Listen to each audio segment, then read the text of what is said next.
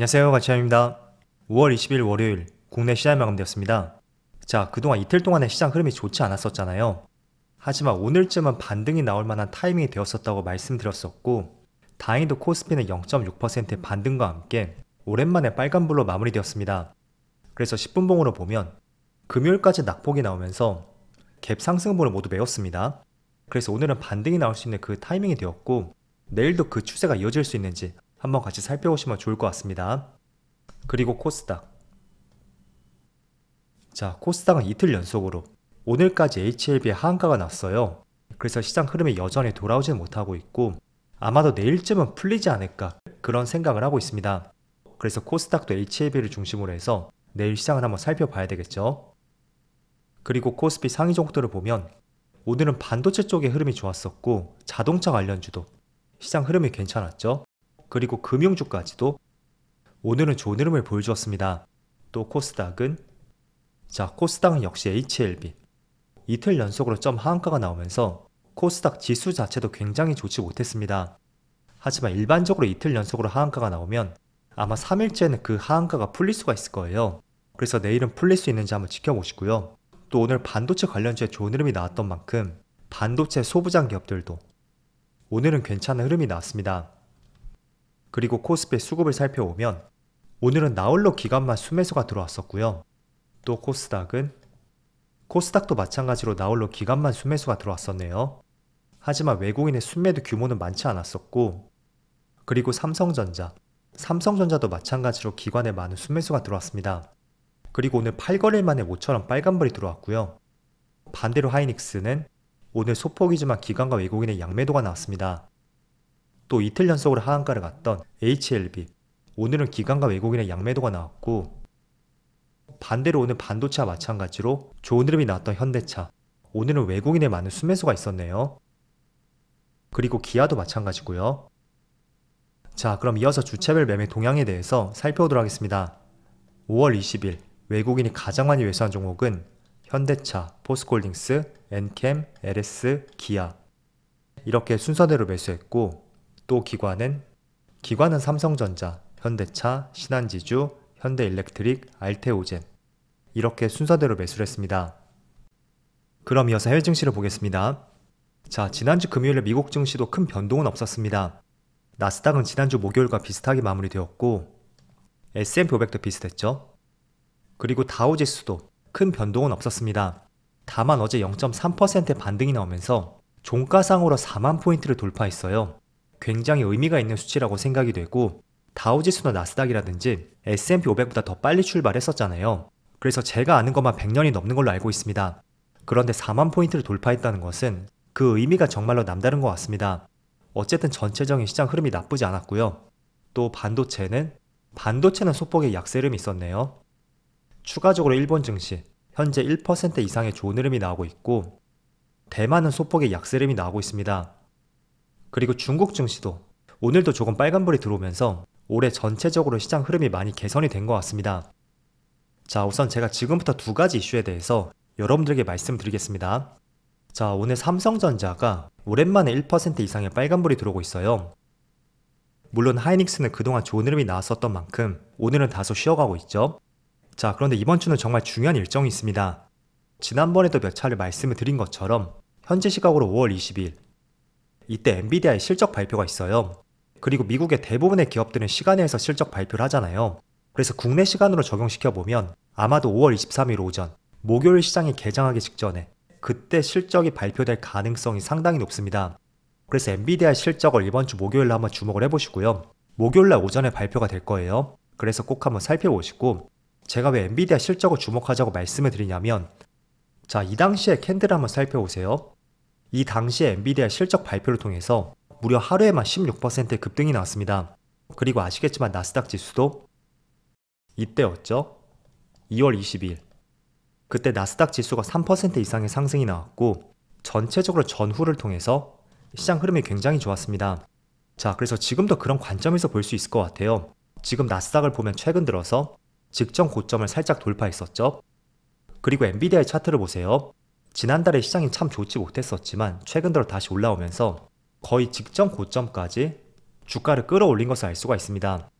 그래서 첫 번째, 두 번째, 세 번째 위치에서 고점을 돌파하려는 시도가 나오고 있거든요.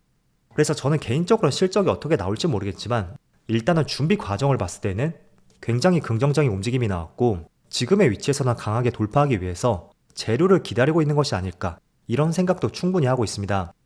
그래서 지금 실적을 기다리고 있고 그 실적을 바탕으로 해서 만약에 직전 고점을 돌파한다면 다시 한번 HBM 관련주라든지 전체적인 글로벌 시장 분위기까지 이번 달에 다시 한번 가파른 상승도 기대를 해볼 수가 있을 것 같아요.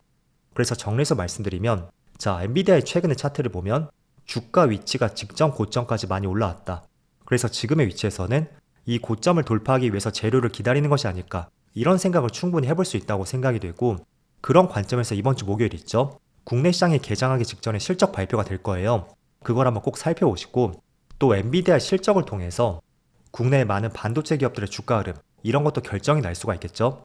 자, 그리고 참고로 말씀드린다면 이번에 추정하는 2분기 실적치가 매출은 전년 동기 대비 2배 정도 그리고 순이익은 2.2배 정도 이렇게 전년 동기보다 증가할 것으로 전망을 하고 있습니다.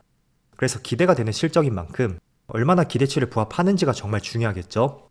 그래서 엔비디아의 실적을 한번 주목해 보시고 그리고 잘 생각해 보세요. 2022년도는 정말 시장이 좋지 못했잖아요. 그렇지만 본격적으로 반등이 나왔던 것은 2023년부터였습니다. 아마도 23년 1분기부터 그때부터 저점을 찍고 많은 종목들의 주가 흐름이 좋아졌습니다. 그런데 결정적이었던 이유 중에 하나가 23년 1분기쯤에 챗 GPT가 나오면서 본격적인 AI 시대를 선언했습니다. 그래서 그때를 변곡점으로 해서 AI가 지금 2년째 시장을 이끌고 있고 바로 그 중심에는 당연히 엔비디아가 있단 말이에요. 그래서 최근의 상승을 대변할 수가 있고 또 시장의 가장 중심주라고 할 수 있는 만큼 엔비디아의 실적을 확인하는 것은 굉장히 중요할 것이다. 이 점을 말씀을 드리겠습니다. 자, 그리고는 두 번째 이슈. 제가 올해 초부터 전선 관련주를 주목해보자고 말씀드렸었고 조금 더 파생적으로 넓혀가서 원전 쪽이라든지 구리 관련주들 이쪽도 한번 관심을 가져보자고 말씀드렸어요. 자, 그런데 최근에 구리 가격을 보면 전날까지만 해도 구리 가격이 직전 고점 근처에서 마무리가 되었거든요. 하지만 오늘 장중에 2% 이상의 상승과 함께 구리 선물 가격이 역사상 신고가를 경신했습니다. 자, 그런데 한 가지 의미를 부여하자면 지난 2021년 그 당시는 원자재 가격이 폭등했던 시점이었습니다. 그런데 그 가격마저 돌파를 했다는 것은 그 이상의 폭발적인 힘이 있다고 생각이 됩니다. 그리고 조금은 넓게 본다면 지난 2021년 그때와의 고점을 동일선상에서 본다면 약 10년 넘게 형성이 되었었던 구리 가격의 고점이 깨졌다는 거예요. 그래서 역사상 신고가를 경신한 것이라면 저는 한 번에 끝나진 않을 것이다. 그게 저의 생각이고 개별 종목도 마찬가지고 나스닥이라든지 다우지수 그리고 코스피 코스닥도 마찬가지일 거예요. 수년간에 형성이 되었던 그 고점을 돌파한다는 것은 저는 쉽게 꺾이진 않을 것이라고 생각이 됩니다. 그래서 구리 선물 가격이 약 13년 동안 형성이 되었었던 그 고점을 돌파했다는 것에 한번 주목을 해보시고 왜 돌파를 했는지 그 이유도 확인을 해보는 것이 정말 중요하겠죠. 일단은 구리 가격이 많이 오르는 것은 조금 전에 말씀드렸었던 AI 쪽, 이쪽과 매우 밀접한 연관성이 있습니다. AI 산업이 확장됨에 따라서 수많은 빅테크 기업들의 데이터 센터도 많이 지어지고 있고 그렇다 보면 전선이라든지 또 전선 내에 많이 사용이 되는 구리 수요까지도 굉장히 커질 수밖에 없습니다. 그래서 AI 산업이 정체가 되지 않는다면 구리 가격 상승에 대한 기대감, 그건 계속 이어질 가능성이 있다고 생각이 되고 또 추가적으로 수요뿐만 아니라 구리를 채굴하는 공급도 굉장히 타이트하다고 해요. 또 아울러서 최근에 중국 시장의 흐름을 보신 것처럼 올해 들어 시장 흐름이 굉장히 가파르게 올라오고 있습니다. 당연히 구리의 최대 수요처도 중국이라는 것을 떠올려 본다면 중국 경제가 살아난다는 것은 구리에 대한 수요도 계속 자극시킬 수가 있다 라는 것을 알 수가 있습니다. 그래서 최근에 13년 동안에 형성이 되었었던 구리 가격이 그 고점을 강하게 돌파했고 그에 따라서 구리 관련주를 한번 관심을 가져오자고 말씀드리겠고 제가 3개의 종목을 말씀드릴게요. 첫 번째는 이구산업이 있고 두 번째는 대창이 있죠. 그리고 세 번째는 풍산. 사실 풍산 같은 경우에는 구리 사용처의 성격이 조금은 다르다고 할 수가 있어요. 대체적으로 방산업체들, 총알 탄피라든지 또는 여러가지 무기를 만들 때 그쪽으로 풍산의 구리가 많이 납품이 되고 있고 조금은 성격이 다르다고는 할 수 있습니다. 하지만 이것도 최근의 주가 흐름을 보면 굉장히 견조하게 움직이고 있죠. 그래서 드리고 싶은 말씀은 조금 전 구리 관련주가 오르는 이유에 대해서 말씀드렸습니다. 그럼 그 이유들을 먼저 생각해 보시고 오늘 가파르게 상승이 나왔기 때문에 바로 따라잡는 것은 무리가 될 수 있을 거예요. 때문에 최근에 주가 흐름이 어떻게 움직였는지 그걸 먼저 판단해 보시고, 예를 들어 이런 거죠. 이구 산업의 주가 흐름을 보면 전체적으로 우상향을 하고 있지만 반등이 나오는 시점은 5일선과 11선, 그리고 최근 들어서는 21선 근처 이 위치에서 반등이 나온 것을 알 수가 있습니다. 그래서 지금은 당장 매수하기는 어렵다고 해도 약간의 주가의 눌림목이 형성이 된다면 한 번쯤은 나의 기준을 잡고 스윙 관점으로 들어가 볼 수 있다는 거죠. 그래서 모든 종목들도 마찬가지예요. 재료가 좋으니까 당장 지금 매수하자, 그런 관점보다는 과거에 어떻게 움직였는지를 보면서 그 매수 타이밍을 한번 잡아볼 수가 있다는 거죠. 제가 대표적으로 삼성전자를 많이 말씀드렸을 거예요. 이건 제가 거의 주봉으로 말씀드렸었고, 자, 주봉의 차트를 보시면 철저하게 주봉상 이런 추세를 가지고 이 시점에서 반등이 나오는 것을 확인을 해볼 수가 있죠. 그래서 이것도 마찬가지로 그 근처에서 매수 타이밍을 잡아보신다면 조금 더 편안하게 투자를 할 수가 있고, 고점에서 많이 물릴 수 있는 가능성은 상당히 줄어들 수가 있다는 것입니다. 그래서 결론을 말씀드리면 아무리 재료가 좋다고 해도 그 종목의 과거 움직임 특성이 있을 거예요. 그 특성을 먼저 파악해 보시고 매수 타이밍을 잡아보는 것이 좋은 투자 위치가 되지 않을까, 그렇게 말씀드리겠습니다. 자, 그럼 늦은 시간까지 오늘도 수고 많으셨고요. 저는 내일 영상에서 다시 찾아뵙도록 하겠습니다. 모두 즐거운 저녁 되세요. 감사합니다.